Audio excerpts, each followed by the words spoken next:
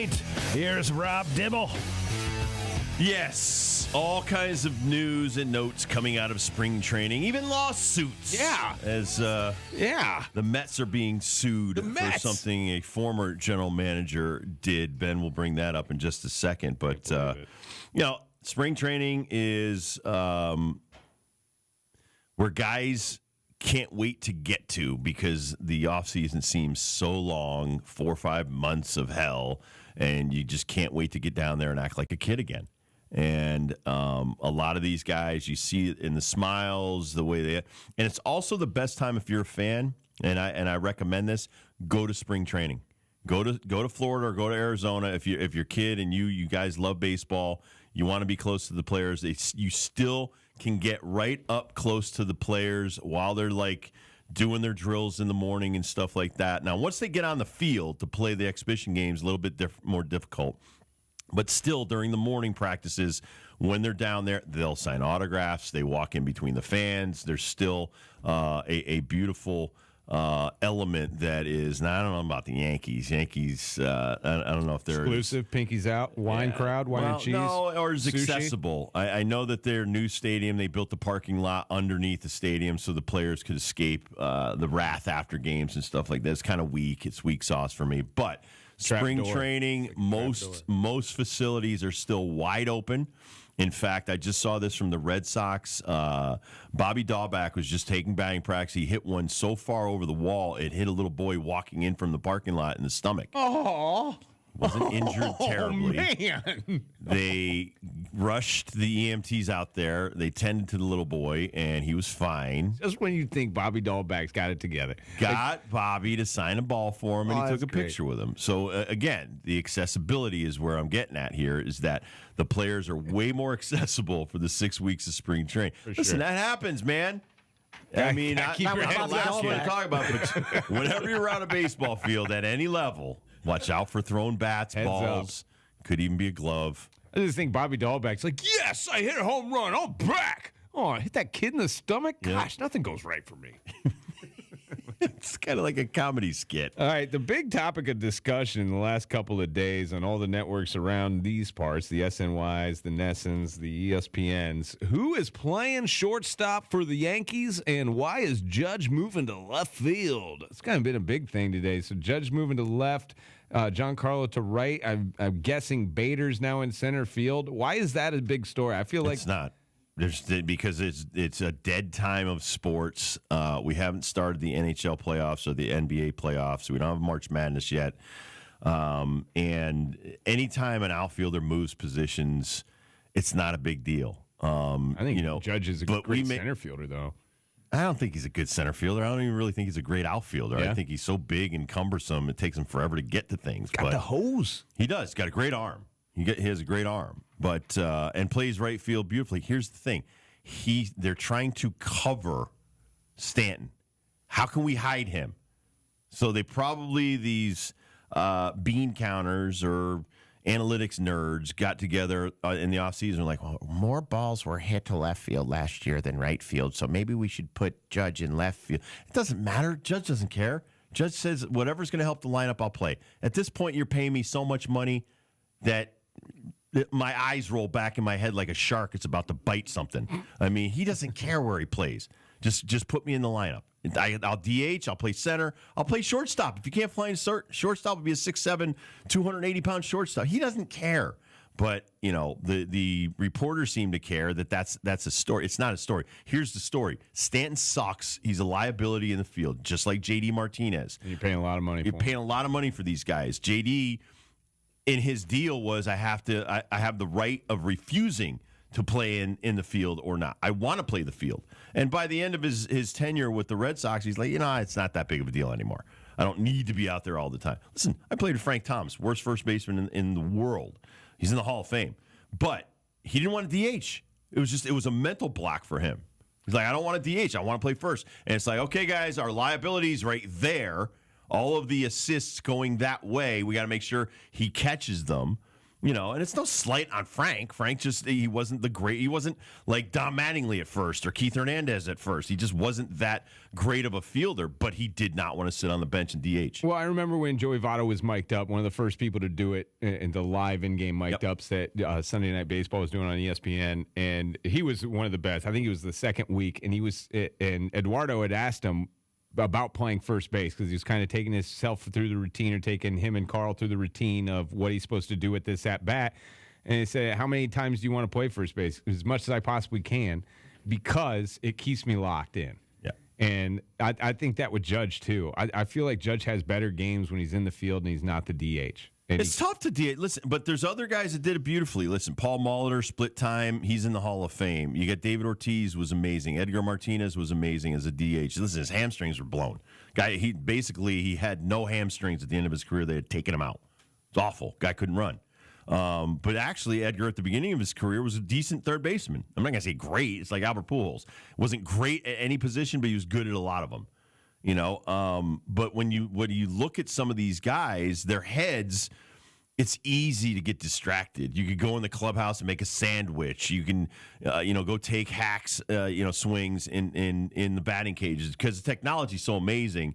I mean, now you could probably take virtual swings. I would be so mad if I come back off the field playing third base, just making a double play, and you have a sandwich in your hand. Deal with it. The dudes would be drinking beer. Deal with it. You'd come off the field thinking you just were in a fight with Mike Tyson, and the dude sitting there on the bench with half a beer in his hand or a cigarette or whatever. It's not as graphic as it was when I played, right. But I can't even imagine what it was like in Mickey Mantle's day. What the dugouts probably smelled like. Last night's debauchery. I think today's players are a little bit different because they're more businesslike. But I also think there's going to be characters and clowns like myself and Norm Charles. I mean, Norm was still, when we played together, and we're in the big leagues for years together. We were roommates for 7 years and started in the minor leagues. He's still crawling under the dugout with the gum and the tobacco juice and everything, still lighting guys' shoes on fire. He was that great guy. Joke, though. Great joke. Oh, yeah. It is a great joke until then the guy gets all ticked off. And yeah. But the levity is amazing. And, so the not playing the field, you don't want to be around that all the time. And some guys can't be around it. Some guys don't want to be around it. And the more power you have, meaning glue, money, right. Aaron Judge, if he wants to play left, if he wants to play center. I guarantee if Aaron Judge went in front of a mic today and said, listen, I'm not playing unless I play center field, he'd be starting opening day in center field. Yeah. He's not that kind of guy. He's not a selfish guy like that. And we've seen that in other sports where guys are selfish, but he's just not one of them. The topic du jour for Major League Baseball, at least in my world, and I think for a lot of people in this world, I know it's not the biggest of stories. Again, like you said, it's tough to find the big stories here in these next couple of weeks. They're all good stories. I don't know. I think this is a good story. It's an interesting one. Now, Phil Regan, a guy that, I think this is a great story because this happens all the time. So we were in love with this guy when he came in, but the very first thing that we noticed, that you noticed, I think you asked this question, it was said in the headlines. I think you said, how old is he? Didn't he play in the 60s? And that was like your first reaction. Then, the rest, ESPN, Fox Sports, everybody's like, 80-year-old Phil Regan is now 85. He's taking over the mess. Now, this is pre-Cohen, right? Yep. This is Brody Van Wagenen, and I know that for sure because he's named in the lawsuit. Yep. So after the season ended, they brought in Phil mid-season. After the season ended, they just said bye-bye as far as we knew. And it came out later on, I think this was yesterday or at the beginning of the week, that Phil is now suing the New York Mets for age discrimination. At first, I was like, man, this guy's got no leg to stand on.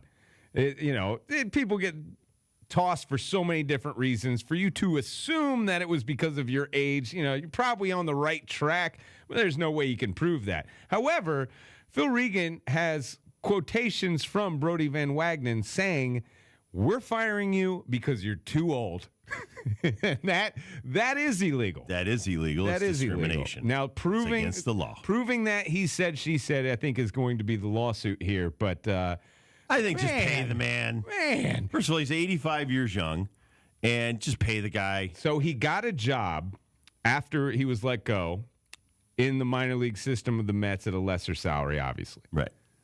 Is that not sufficing paying the man? I think it is. Depends on how much difference. I mean, if he's making a half a million in the big leagues and 30 in the minor leagues, that's a big disparity. But I think it sucks. Nobody wants to be told you're old or you're no good. And it's just, there's a way of having some class while handling a situation like that. Hiring a sports agent to be a general manager was a giant mistake. Steve Cohen didn't make it. I don't think he should be liable for it, but Steve Cohen's got enough money where he should say, hey, listen, what's it going to take for this ridiculous story? Because this is tainting what could be a great year for the Mets. Number one rule suing people, make sure you're suing somebody with a lot of money. It's a great advice. And maybe, this has been held off for a couple of years because Regan's no dummy. Regan's no dummy. He knows where the pockets are. Can't get blood from a stone. I'm rooting for him. I'm rooting for him. Just pay the man. He's 85. I think it's going to be a good deal for everybody. You know what? Maybe not even pay. Just say, hey, listen, you want season tickets? Or in the owner's box, you can sit with me, Phil. I mean, there's a way Steve Cohen could make this work in his favor and be like, hey, I'm not like those other a-hole owners and GM.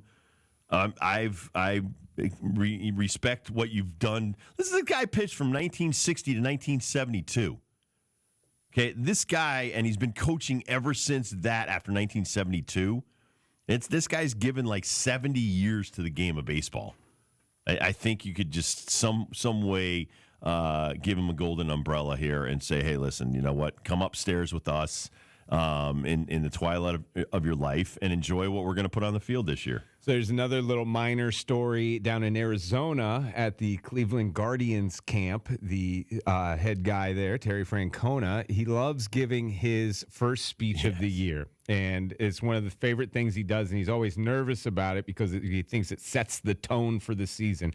Now, he's not only talking to the 40-man, he's talking to everybody in the organization. And it's not easy. He's not the greatest public speaker. I didn't know that. So I do, because I played for him, with him, and so when he was managing in the minor leagues, I'm going to tell the story in a second, or we might have to take a break and come back and tell his story. I'd love to. All right, Dibbles and Bits, we'll get that story in. But he has a cracked tooth, and they said, Terry, how did you crack your tooth? And he said, I was so nervous that the nerves in my tooth shattered my tooth because he was nervous about giving this speech. Yeah, sweating profusely.